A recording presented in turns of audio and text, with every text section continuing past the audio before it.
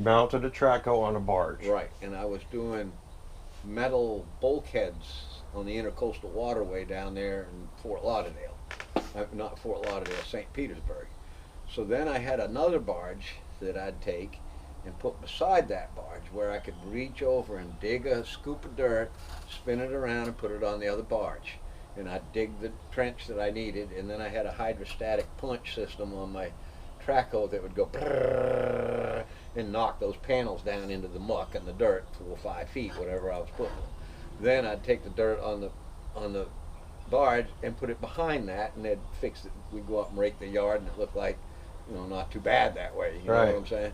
So I had a couple niggas on board the barges helping me deck hands and do whatever I need to do, untie, tie up, whatever, right? Well, we tied off to this place where I was digging, right?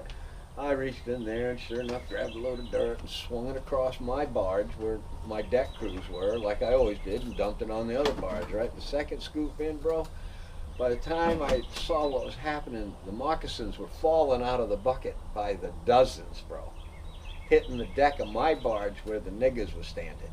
They freaked. I dug a whole den of moccasins up, bro. Yeah, so, I kind of slung the rest onto the barge. But the several that hit the deck, of course, that hot Florida sun, that rusty ass steel deck, they wanted no part of it. So the first thing the niggas did when the snake hit the deck was hit the water. So now the niggas are swimming away from the barge, and now the snakes jump in the water to get away from the heat, and they're passing these niggas swimming like a foot from them. I mean, the niggas were paddling, and the snakes were going 100 miles an hour past them like they weren't paddling, and so I told them, hurry up, get back on the boat, goddamn. Then we encountered several more at that job before we got out of there. Boy, they had a real snake infestation behind the old wood stuff they had in there that we tore out earlier. Boy, goddamn. Wow. Yeah, like, when you see it then, in Texas, same way. The old Mexican boy took me out back behind the house that I was leasing, and he said, don't play with this, senor. He goes, I want you to come with me, and we took four-wheelers, and we went maybe half a mile behind the house. He shut that four-wheeler off, and he goes, we walked up over a ledge, and all you could hear was, like loud, like really loud. And I looked down into the pit, and there was just 100 rattlesnakes, just 100 of them, I swear, intertwined, just a rattling at each other, biting and striking and going, what the fuck? He's going, yeah, a den from hell. I said, we need to blow this fucker up. He goes, oh no. He goes, senor, leave it alone. He goes, if you blow it up, they're going to scatter everywhere, and everybody will have problems with snakes. He goes, right now they're happy there because there's water. I said, okay. Wow. Yeah, and I only had one snake in the almost 2 years I stayed out there. Only one rattler came by, a sidewinder. He was just kind of on his way by. He didn't bother me any, but that's the only one I saw. So, wild hogs, bunches of them. Hard to believe how much they've taken over. They're everywhere. Georgia, Florida. Yeah. We got wild herds of hogs here. It's a wonder you ain't heard the coyotes. They come up real close to this house. Oh, yeah? Sometimes. Like they've been right here in the yard somewhere close by. Yip, yip, yow, yip, yip, yip, yip. Several of them. So yeah. That coyote and the stuffed coyote came from right here off this property. So, there's been coyotes here forever. It's just those fucking wild hogs, boy. They really breed up quick. Yeah, well, they have 8 to 10 to a litter, right? Yeah, don't take long to breed up quick.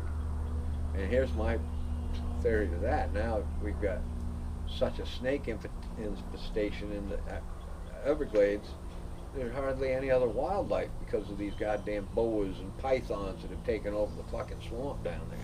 There's a show on TV that shows the boys catching them. They get paid for catching them, but or killing them. They don't just catch them. Right.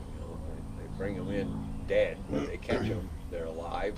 They wrestle them out of the bush, put them. Yeah. Wow, it's like holy fuck. Some of them are huge, bro. Like they'll kill you. Yeah. Here's a funny story right here.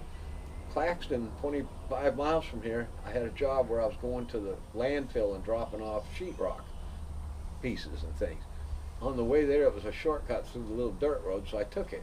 And here's a guy standing there with a Jeep and the door open, and he's got a snake wrapped around his fucking arm. And a big one. He's got a big old head on it like this. I'm going, God damn. So I stop. I said, what you got? And he goes, it looks like a motherfucking boa constrictor. I said, yeah, it does, don't it? I said, fuck. So I parked and I got out and I said, what are you going to do with it? He goes, I'm hoping you'll help me get it off my motherfucking arm. He goes, I'm in trouble, dude. I said, wow. I had all I could do to unwind that snake off that boy's arm.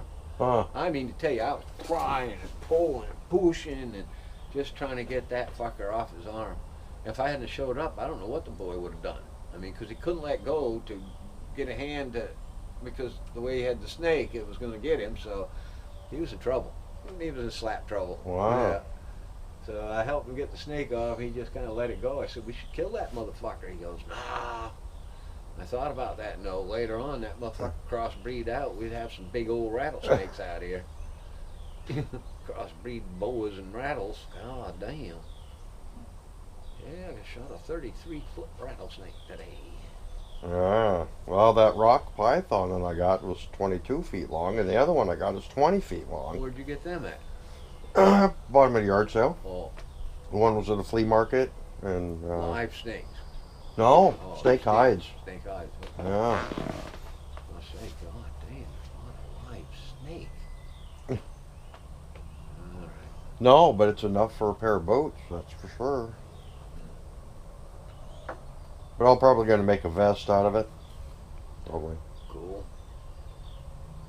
Because I got 3 good pieces that are about 10 inches wide. You get this, So- Miami, I went down there, I don't know, hung out with some friends, but when I got down there, it looked like an alligator crossing the street. That's Florida, you see alligators, you know. So Mm-hmm. I slowed down and I looked at it again. It was a motherfucking iguana that was like this high off the ground. It was huge, it was like 7 feet long. Yeah. What the fuck? I mean, they're And- turning into dinosaurs And, down yeah, there.